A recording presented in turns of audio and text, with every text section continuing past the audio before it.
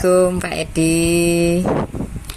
Waalaikumsalam warahmatullahi wabarakatuh. Alhamdulillah, senang sekali ini bisa langsung wawancara dengan Bapak Kepala Sekolah SMK Negeri 5 Surabaya. Ini sebuah kebanggaan ini Pak Edi ya. Dalam rangka mengikuti kegiatan ini Bapak, masih dalam rangka pendidikan guru penggerak. Boleh saya mohon izin untuk wawancara nggih Pak Edi nggih? Monggo. Siap. Matur nuwun Pak Edi. Yun sewu ini untuk yang pertama ini Bapak. Selama ini jenengan kan jadi kepala sekolah mulai tahun berapa Bapak? Yun sewu? Sudah sekitar 7 tahun. 7 tahun, luar biasa. Itu sudah dari yang di Malang, di mana saja itu Pak Yun sewu? Sekolah mana saja? SMK Negeri 1 Wonosari, di SMK Negeri 1 Turen, merangkap Kudangan, kemudian di SMK 5 Surabaya, merangkap di SMK 6 Surabaya. Ini prestasi yang luar biasa loh, 7 tahun sudah merangkap-rangkap di mana-mana. Kepercayaan dan amanah yang luar biasa ya Pak ya. Iya, alhamdulillah. Nggih. Selama menjadi kepala sekolah ini kan sudah bertahun-tahun Bapak Nyun Sewu. Biasanya kan juga menerima beberapa kasus ya Pak, baik itu yang menyangkut dilema etika maupun yang menyangkut bujukan moral. Nah, dilema etika kan berarti ini antara benar dan benar, tapi Pak Edi dituntut untuk bisa mengambil yang paling benar ini.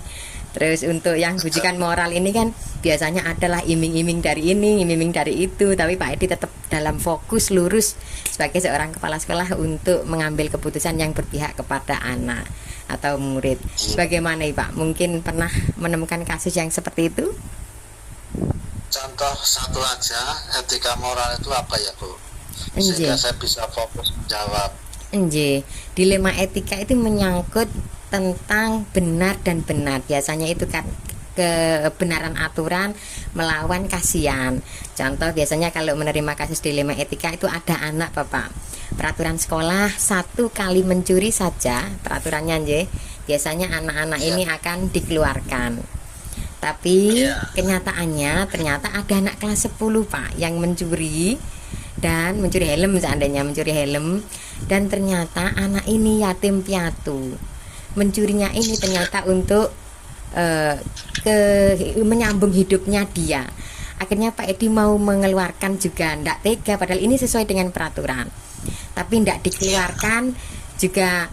Ini peraturan, masa saya mengkhianati peraturan sendiri? Tapi kalau saya keluarkan, anak ini yang ngopeni siapa? Kenyataannya memang yatim piatu. Nah, itu contohnya dilema etika. Pernah menemukan yang kasus seperti itu Bapak?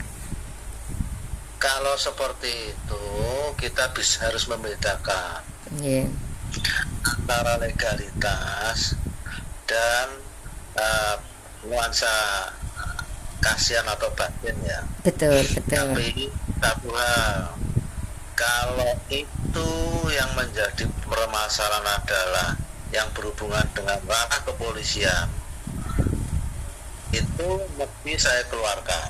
Oh, baik. Jadi Bapak mencuri narkoba, terus kemudian adalah pemerkosaan, ini sudah menyangkut ranah hukum.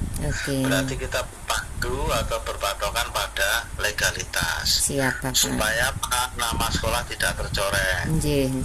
Apalagi kalau itu sudah menyangkut anak kelas 10, 11, nah, ini kita pastikan kita posisikan dalam kapasitas kita harus tegas. Tetapi nuansa batin atau rasa kasihannya kita wujudkan. Mungkin kalau itu tidak kerana sampai kepolisian, dalam arti masih kita tengarai, masih bisa didamaikan, ya kita pindahkan ke sekolah swasta atau sekolah yang lain belum mau menerima. Itu batas di mana kita memberikan rasa kasihan atau nuansa batin anak itu bisa terbolehkan. Tetapi tidak serta-merta langsung kita berikan itu. Biasanya saya panggil orang tuanya.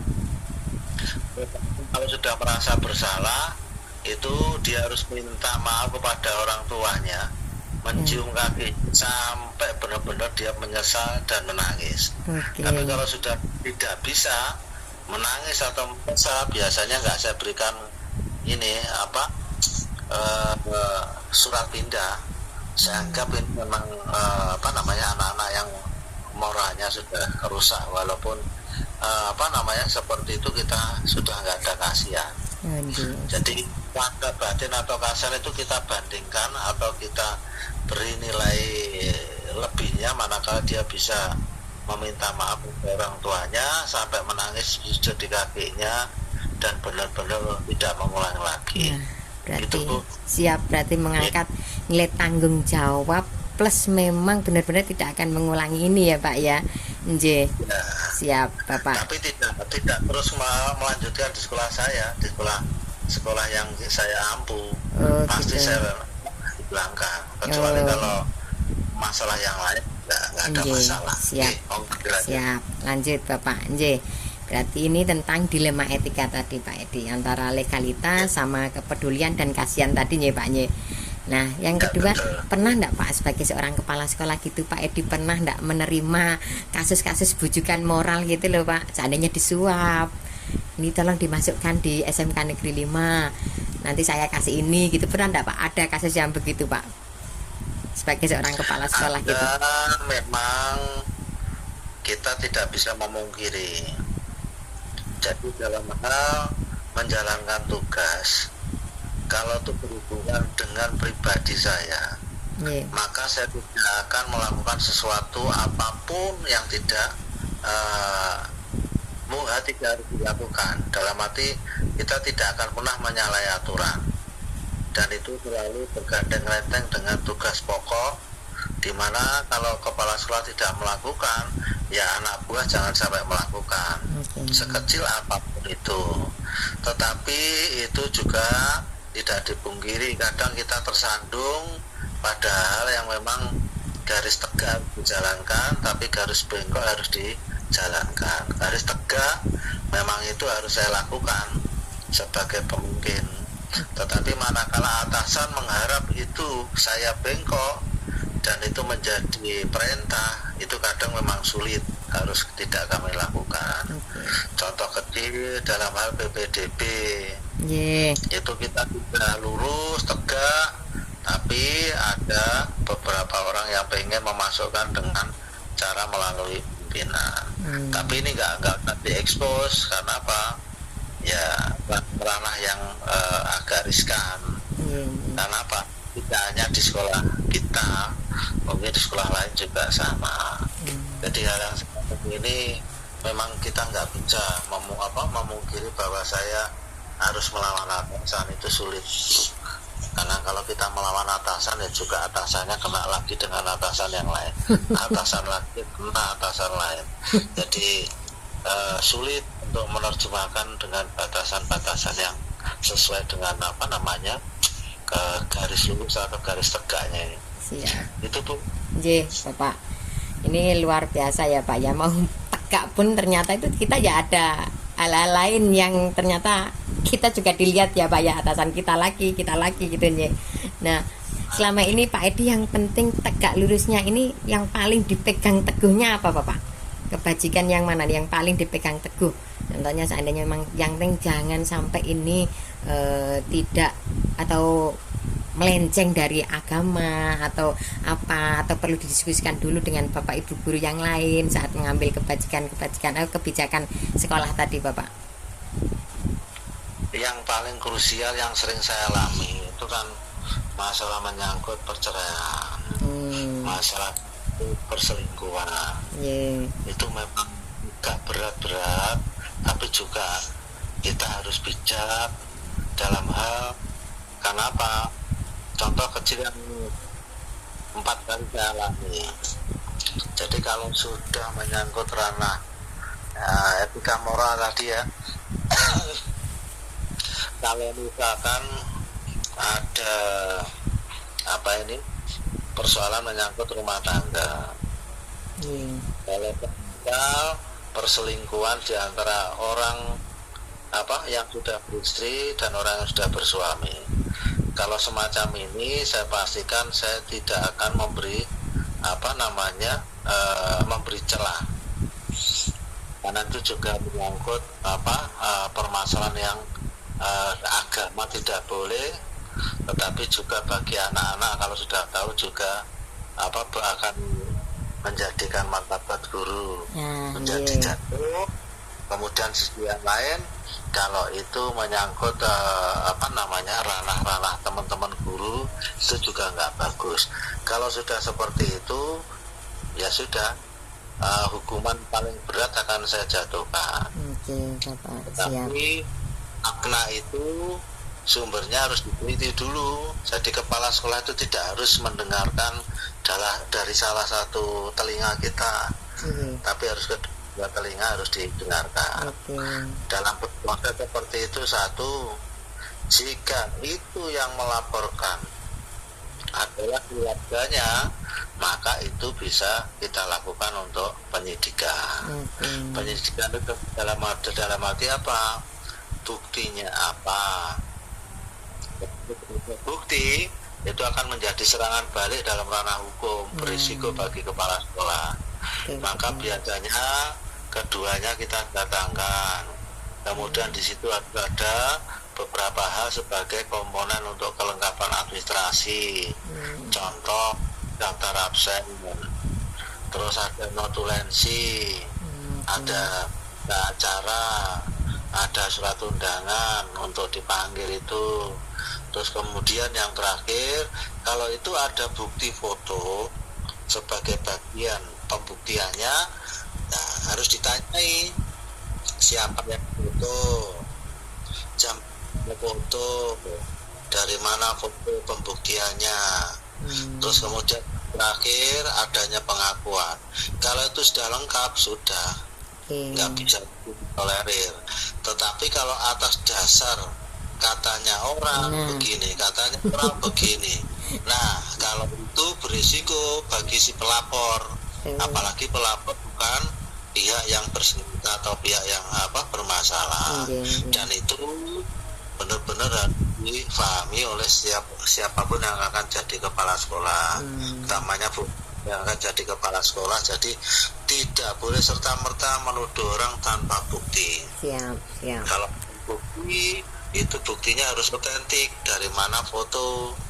Nah, dengan demikian apa yang saya lakukan ini semata-mata menyadarkan kepada semua teman-teman Bapak Ibu guru bahwa tidak boleh serta-merta tanpa bukti yang otentik kita menjudge seseorang, sehingga menjadi sebuah fitnah.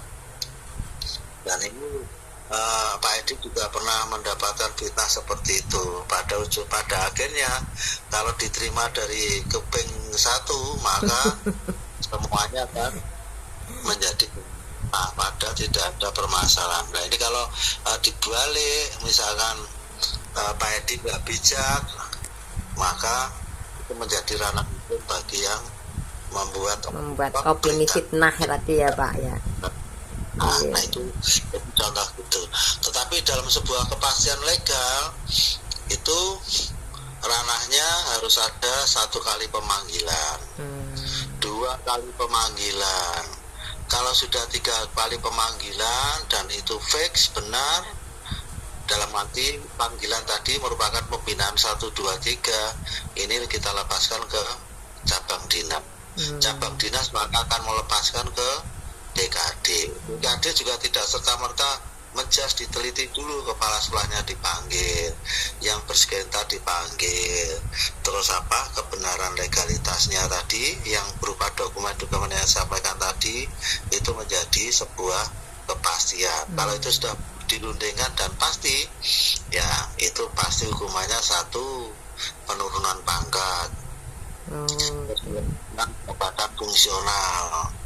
Dan kalau itu terbukti benar-benar ada, bisa sampai pada posisi pemecatan. Tetapi kalau sifatnya tidak yang seperti yang saya sampaikan tadi, semisal antara janda dengan suami yang sudah beristri, itu mungkin agak ada pembedaan dan penyelesaiannya. Jadi penyelesaiannya biasanya gini yang kasus kemarin dilakukan. Karena itu menyangkut agama dan juga menyangkut legal. legalitas sebuah permasalahan hukum. Kalau agama saya sampai melarang, saya yang berbeda. Tetapi di dalam menyikapi itu saya harus membuat berita acara dan kelengkapan administrasi tadi, dan membuat langsung 3 kali pembinaan. Dalam demikian secara agama Pak Edi nggak salah, tetapi legalitas sebagai kepala sekolah saya sudah melakukan pembinaan 3 kali. Walaupun sudah dipanggil 1 kali, tetapi langsung dibuat 3 kali beserta 3 kali pembinaan dengan tanggal waktu yang sudah disepakati. Dan itu pun juga harus ada bukti otentik, ada foto, misalkan dia yang tadi ada fotonya bahwa dia berselingkuh, ada bukti-bukti yang lain yang mendukung, mungkin di hotel dan lain sebagainya. Dan siapa pelapornya itu juga harus dipahami. Kalau yang pelapor bukan yang bersengketa, nggak bisa. Nanti jadi serangan balik, berbahaya pada ranah hukum bagi guru kita. Jadi satu sisi kita melindungi Bapak Ibu guru yang kurang paham dasar hukum atau kurang paham hukum, tapi satu sisi memberi sanksi moral atau sanksi pembinaan sampai sanksi yang tertinggi. Dan itu harus benar-benar kita adil, kita benar-benar bijak, karena harus membandingkan antara legalitas yang sesuai dengan aturan pemerintah dan legalitas yang berdasarkan agama. Tapi satu sisi poin yang terjadi, memang seringkali yang melapor adalah teman, tapi terkadang tanpa bukti. Nah itu. Nah, seperti ini Pak Edi benar-benar mendatangkan siapa yang ngomong, dan biasanya yang ngomong itu adalah orang-orang yang hanya sakit hati, tidak bagian apa dan sebagainya. Sehingga menjadi persengketaan tersendiri. Kepala sekolah dalam posisi seperti ini ya dicari data faktual sebagai penyerta laporan tadi. Nah kalau seperti itu, kemudian bukti dan komponen yang 5 tadi tidak ada, ya sudah, berarti itu fitnah, selesai. Betul, nanti dicari sampai pembuat fitnahnya siapa, yaitu yang nanti dihukum berat tambah. Ternyata detail sekali ya Pak Adi ya prosedurnya Pak Edi ini ya. Jadi mulai dari penyelidikan, mendatangkan yang bersangkutan, diajak ngobrol, bahwasanya mengkonfirmasi kebenaran itu. Setelah itu mungkin ada pembinaan, setelah dibina kok ternyata masih mental juga, baru nanti ada BAP dan seterusnya tadi ya Pak ya. Bahkan Pak Edi memikirkan juga mental dari kedua belah pihak, baik si pelapor maupun yang dilaporkan, keluarganya, itu benar-benar dipikirkan sama Pak Edi ya. Iya, kalau enggak itu kepala sekolahnya kena, itu masalahnya menyangkut hukum. Iya. Justru serangan balik itu yang harus kita pikirkan. Kalau nggak pikir, ya kepala sekolah yang kena tambah. Nah itu ya Pak ya. Nggak semua kepala sekolah bisa berpikir itu Pak, jagan itu tadi. Bukti ya harus konkret gitu ya Pak ya. Jadi 5 komponen itu tadi harus ada. Siap Nggak Pak. boleh 5 komponen. Nah itu soalnya ya. saya pernah digalakkan oleh dinas.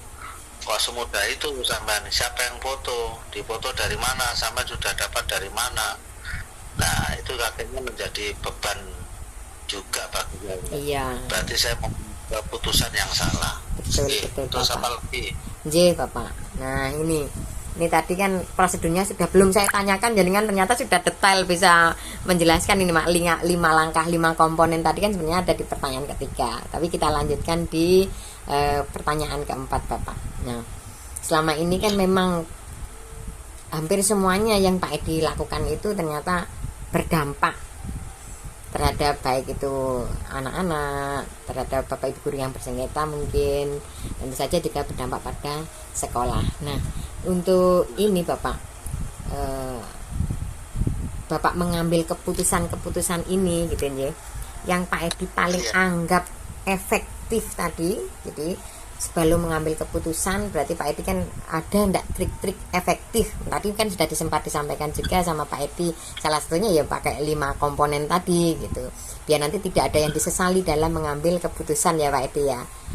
Nah, ada ndak Pak Edi Nyun Sewu ini saat terjadi begitu terus ada penyelesaian kasus di dilema etika itu, terus penyelesaiannya itu harus saat itu juga, atau ada Pak Edi itu membuat jadwal-jadwal tertentu Pak untuk bisa menyelesaikan sebuah kasus dilema etika, atau mengumpulkan orang dulu, saya jadwal dulu, atau harus selesai hari itu gitu, gimana Pak Edi? Ya, satu itu kan biasanya ada laporan. Dari laporan kita bergerak cepat melalui surat pemanggilan atau undangan tadi sebagai komponen itu tadi ya. Setelah undangan didatangkan, kita cari, kita minta data pelapor apa saja yang menjadi bukti kuat. Karena kalau tidak menjadi bukti kuat, kalau yang dilaporkan tadi orang pinter, ya serangan balik susah nanti. Maka itulah yang disebut sebagai kepala sekolah yang memiliki jiwa berkeadilan ya. Tidak selalu memihak. Sehingga nanti kalau kita memihak justru kita yang salah. Jadi di dalam posisi yang demikian, maka kita harus pada posisi benar-benar di tengah. Kuping kiri dipasang, kuping kanan dipasang, mata depannya dibuka, sehingga tidak serta-merta apa yang kita lakukan nanti di saat kita tidak adil, maka yang kena secara konsekuensi keagamaan kan kita sendiri, yang berdosa kita sendiri. Dalam posisi seperti ini, maka landasan pijak mesti adalah satu, bahwa mereka semuanya adalah orang-orang yang kita kasih, kita sayangi. Dalam posisi seperti ini, maka harus ada sifat pencegah, sifat kuratif. Bagi kepala sekolah itu penting. Pencegahnya apa? Kita selalu mengkomunikasikan kepada mereka bahwa mereka semuanya itu adalah guru-guru yang baik. Guru-guru yang baik adalah guru-guru yang memberikan cerminan kasih sayang kepada siapapun. Tidak boleh mengolok, tidak boleh membenci.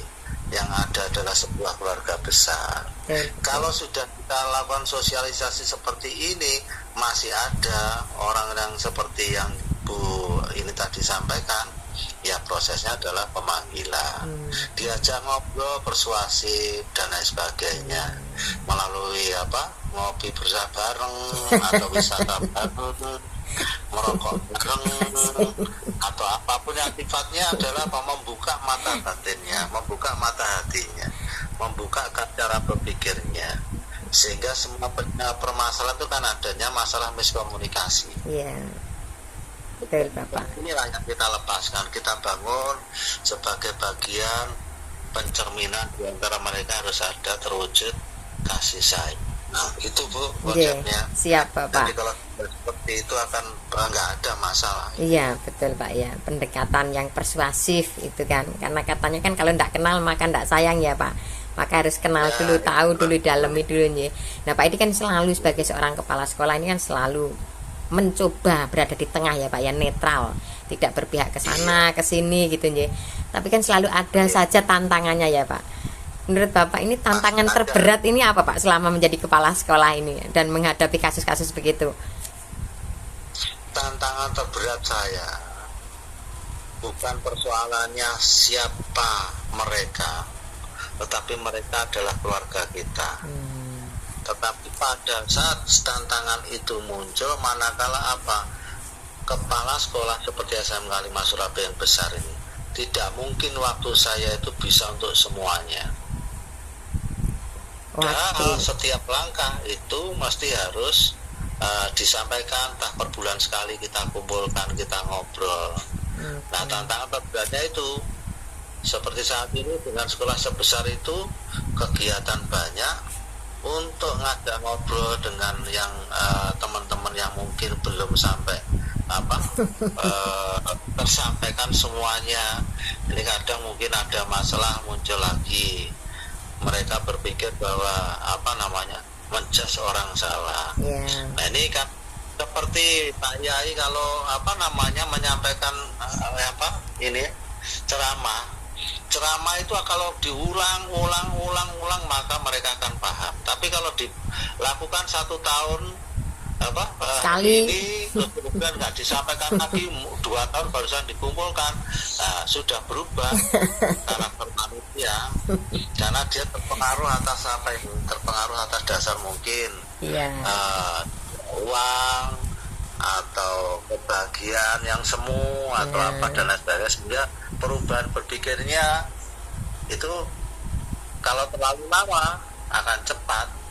Tapi kalau disampaikan berulang-ulang setiap satuan waktu intens itu, maka pada filosofi yang disampaikan kepala kelas pribadi ini kan konsep kasih sayang itu akan ketemu pada semuanya, sehingga permasalahan di antara mereka mungkin drastis hilang. Tapi ya itu tadi permasalahannya utama adalah waktu itu tidak memungkinkan karena tugasnya duanya untuk membagi waktu untuk ketemu mereka, sehingga mungkin saya tidak datang ke satu tempat sudah disampaikan kepala gak genah, gak tahu diparah dan lain sebagainya. Itu kan sering kali terjadi. Tapi itulah bukan tidak harus marah, tetapi justru sebaliknya, mereka yang marah tadi ya kita kasih. Yang menjadi jelek bukan untuk dipertanyakan dan dipertentangkan, tapi diberi informasi, disayangi, dikasih, dibuat mereka sama semuanya bahwa mereka adalah keluarga besar SMU. Gitu ya. Siap Bapak. Tidak ada kebencian, nggak boleh ada kepala sekolah. Tidak boleh ada menyalahkan, nggak boleh. Tidak ada lagi menyatakan mereka jahat, tidak boleh. Semuanya adalah guru-guru yang baik, murid-murid yang baik. Betul. Yang perlu disayangi. Gitu ya Bu ya. Siap Bapak, luar biasa ini ya Pak ya. Yakin bahwa punya keyakinan tidak ada guru jelek gitu Pak ya. Semuanya guru itu ya baik, anak-anak kita juga baik ya Pak ya. Luar biasa. Tantangan terberatnya memang tentang waktu ya Pak, karena sebagai kepala sekolah itu kan banyak yang dipikirkan. Apalagi kadang-kadang anak buah ini cemburu, apalagi Pak Edi sekarang ada di SMK 6 juga. Dipikirnya Pak Edi banyak di SMK 6. SMK 6 juga begitu, dipikirnya banyak di SMK 5. Betul itu. Yalah makanya itu. Ya tadi satpamnya itu tahu Pak Edi riwari maju mundur. Apa gak kesel kepala sekolah itu kan kepala sekolah satpamnya yang tahu, bukan gurunya. Iya betul, itu luar biasa. Nah Pak Edi ini kan jenengan mondar mandir ya ke sana ke sini sebagai seorang kepala sekolah yang tentunya ini sudah lama juga Pak ya yang begitu ya, PLT di sana juga dan seterusnya, itu kan enggak sekali ini aja, juga sudah pernah. Nah ada enggak Pak seseorang atau orang yang punya peranan penting yang membantu Pak Edi untuk mengambil keputusan ini atau menyelesaikan kasus-kasus semacam ini gitu, yang bisa memudahkan lah, meringankan semua kegiatannya Pak Edi itu ada nih Pak? Iya. Salah satu utamanya ini biasanya itu kalau mendukung kinerja pekerjaan kita itu sebagai bagian terpenting, sehingga seperti yang saya sampaikan di setiap rapat atau apapun, kita bekali energi positif kita. Jadi setiap berangkat tidak ada permasalahan dengan istri, dengan anak, sehingga damai bahagia itu penting saat akan mengawali tugas. Kalau di rumah sudah terjadi pertengkaran dan lain sebagainya, maka energi positif negatif ini akan terbawa di sekolah. Sehingga yang menjadi masalah, orang yang maunya baik karena di rumah sudah geger, maka orang yang kelihatannya baik tadi masih disangka akan melakukan sesuatu yang tidak benar. Itu satu poin. Betul, keluarga ya Pak. Keluarga. Betul. Kemudian jangan membiasakan diri kepala sekolah itu otoriter. Bahwasanya sebuah keputusan itu ada di waka, dalam hati ini kalau dianggap manajemen ya, itu pasti diajak ngomong.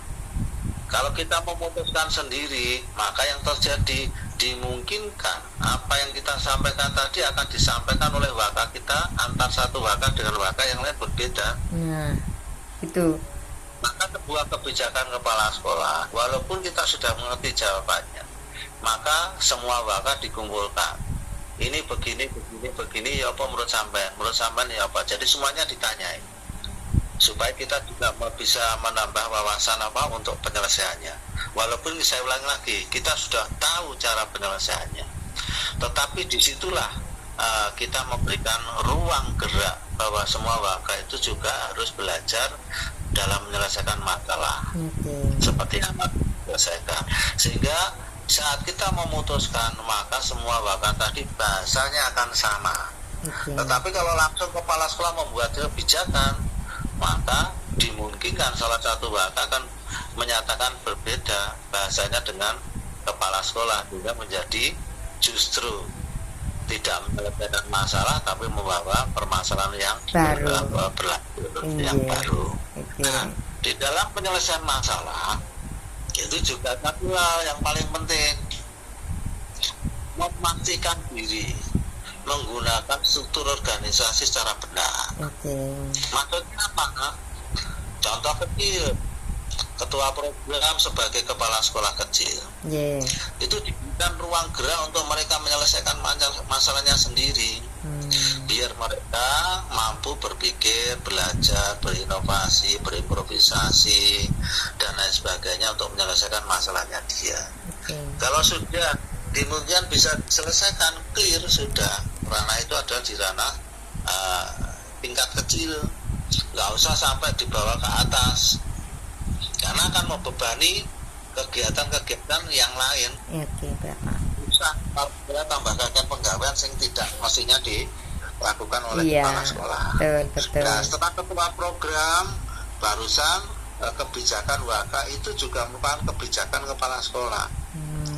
Tetapi kepala sekolah tidak boleh otoriter seperti ketua program tadi. Maka WAKA itu harus belajar, WAKA itu harus memiliki kemampuan untuk menyelesaikan masalahnya sendiri atas program-programnya yang sudah direncanakan.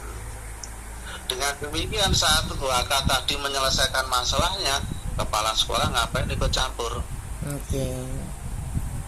Barusan kalau WAKA tadi tidak mampu untuk menyelesaikan, barusan kepala sekolah turun. Kalau seperti ini, maka kebijakan secara struktur organisasi itu membuat seolah-olah apa yang dilakukan ketua program WAKA tadi ini kepala sekolah selalu terlibat terus, sehingga mereka tidak perlu memiliki kebijakan. Soalnya kita tidak memiliki kemampuan untuk menyelesaikan masalahnya. Seolah-olah WAKA kapok itu sebenarnya nggak perlu, hanya kepala sekolah saja cukup kalau model begitu. Nah, maka dengan kepala sekolah yang menggunakan garis struktur organisasi, maka kebijakan-kebijakan itu adalah kebijakan institusi yang memiliki struktur organisasi, gitu ya Bu ya. Siap Bapak. Jadi kepala sekolah itu tidak harus hal yang kecil menjadi kebijakan ketua program masih bercampur. Apalagi kepala sekolah gak ada wakil kepala sekolah ketua program sudah. Siap Bapak. Ternyata sebagai seorang kepala sekolah itu selain bisa mengambil keputusan, ternyata juga bisa sebagai seorang manajer, di mana juga bisa memberikan delegasi untuk yang di bawah ya Pak, untuk mengambil kebijakan sendiri gitu ya. Dalam arti di sini memberikan, jadi itu memberikan kepercayaan kepada para manajemen ini untuk bagaimana bisa memutuskan sesuatu yang sesuai dengan porsinya tadi ya Pak ya. Bahkan Pak Edi juga memberikan kesempatan belajar kepada Bapak Ibu guru dan manajemen untuk bisa belajar menjadi seorang pemimpin gitu ya Pak Edi ya. Nah, cuman yang jadi masalah itu punya nilai negatif. Kadang supaya tidak terdengar kepala sekolahnya, kadang masalahnya ditutup-tutupi. Dan seperti itu, kadang seringkali kita kepala sekolah harus turun mencari informasi permasalahan apa yang terjadi. Nah, sehingga Pak, karena seringkali wali kelas, contoh kecil, mungkin seringkali menutupi masalah supaya Pak, menutupi malunya dia tidak bisa mampu mengelola anak didik dengan baik. Sehingga kadang persoalan yang mestinya kecil tidak diselesaikan, ditutupi sehingga menjadi masalah besar. Nah itu ya Pak Edi. Dan katakanlah kadang tidak segera diselesaikan, tambah dicuekin masalahnya. Nah itu. dan wali kelas menganggap juga dirinya adalah paling mengerti, paling hebat, tapi dia jarang sekali mengajak bergaul, mengajak ngobrol dengan anak didiknya. Itu juga menjadi problematika tersendiri. Itu tantangan tersendiri ya Pak ya. Iya, nah untuk itu kadang kita harus tahu medan siapa wali kelas seperti itu, yang seperti itu, nanti yang mewaspadai adalah masing-masing ketua program itu sendiri. Siap. Biasanya wali kelas itu sebagai contoh penyelesaian masalah, mestinya dia yang tahu lebih dulu sebelum api itu membesar. Iya, dan itu kan terjadi karena wali kelas juga tidak berani dengan seniornya, padahal itu kan tanggung jawab. Padahal kalau disampaikan ke pimpinannya, misalnya kepala sekolah yang senior tadi kan juga takut sebetulnya, tapi karena itu menyangkut ketakutan yang tidak berarti menjadi masalah itu melebar, dan itu seringkali terjadi. Masalah besar. Akhirnya menambah masalah ya Pak itu ya. Iya, akhirnya harus kepala sekolah ini yang memutuskan gitu, karena sudah membesar kan gitu ya Pak ya. Iya, padahal bisa diselesaikan pada tingkatan dasar melalui wali kelas. Luar biasa ini Pak. Ini hari ini kelihatannya saya dapat paket lengkap ini Pak Edi. Saya tidak banyak tanya, jenengan ternyata sudah paham betul ini tentang dilema etika, bahkan runtut banget ini penjelasan per komponen-komponennya. Ternyata ya banyak juga yang dilibatkan. Sebagai seorang kepala sekolah itu juga tidak jalan sendirian gitu ya Bapak ya. Untuk terakhir Bapak, Nyen Sewu, ini terakhir kan jenengan sebagai kepala sekolah, bahkan ini tantangannya berat sekali karena berada pada amanah dua sekolah yang sama-sama besar ini Pak, SMK 6 dan SMK 5. Dari beberapa kasus-kasus dilema tadi Bapak, adakah pembelajaran penting yang bisa Bapak ambil dari atau diambil hikmahnya atau petiknya setelah menghadapi beberapa kasus dilema tadi Bapak? Satu hal, kita itu sebagai bagian manusia yang mungkin juga bisa salah dan tidak selalu benar semuanya, maka patokan berpikir kita adalah agama ini sebagai tuntunan kita. Kemudian pijak dan ilegal kita adalah undang-undang. Kalau itu dimainkan secara berimbang, maka kita dalam agama juga tidak salah, di dalam hal legalitas juga tidak salah. Tetapi bagaimana membuat legalitas tadi tidak menjadi permasalahan terhadap agama, atau sebaliknya, maka sudah sebut tadi contoh kecil. Kalau di agama diizinkan menikah sampai 4, ngapain dipertentangkan? Betul. Tetapi legalitasnya adalah kita selalu membuat itu tadi, pembinaan langsung dibuat 3 kali. Karena batas maksimalnya 3 kali. Kenapa? Kalau nanti ada laporan, maka pimpinan akan bertanya, sudah kamu lakukan pembinaan atau belum? Maka itu sebagai buktinya, loh ini Pak sudah saya buatkan 3 pembinaan, sudah tidak salah. Konsekuensinya sekarang adalah kembali kepada si pelakunya tadi. Jadi itu Bu ya. Jadi perimbang secara makna agama kita tidak salah, secara perimbangan makna legalitas kita juga tidak salah. Jadi saat mengunci mesti harus ada syaratnya. Jangan sampai kunci 1 hilang. Nah, sekarang yang paling akhir untuk menjadi sebuah keputusan atau kepastian. Memang sebetulnya pengawasan itu tidak serta-merta dari kepala sekolah. Sebetulnya pemikiran Pak Edi ini untuk SMK 5 supaya menimbulkan makna bahwa semua guru itu punya potensi, semua guru itu punya prestasi, semua guru harus diarahkan ke energi negatif, semua guru harus diarahkan ke cara berpikir positif. Maka yang paling efektif untuk setiap kasus atau supaya tidak ada kasus, kalau setingkat model SMK itu ketua program itu di situ ruangannya harus ada guru produktif, guru normatif, guru adaptif, sehingga masalah langsung terselesaikan di situ. Karena apa? Di situ ada komunikasi secara langsung, tidak harus menunggu lama menyelesaikan masalah. Saat ini biasanya di sekolah-sekolah produktif, di sekolah-sekolah SDN, ini guru normatif berdiri sendiri, guru produktif berdiri sendiri, sehingga apa? Apalagi ketika kali jarak yang jauh ini akan menimbulkan kurangnya komunikasi antara wali kelas dengan guru produktif dengan ketua program, sehingga perbincangannya menjadi tidak maksimal lah kata gitu.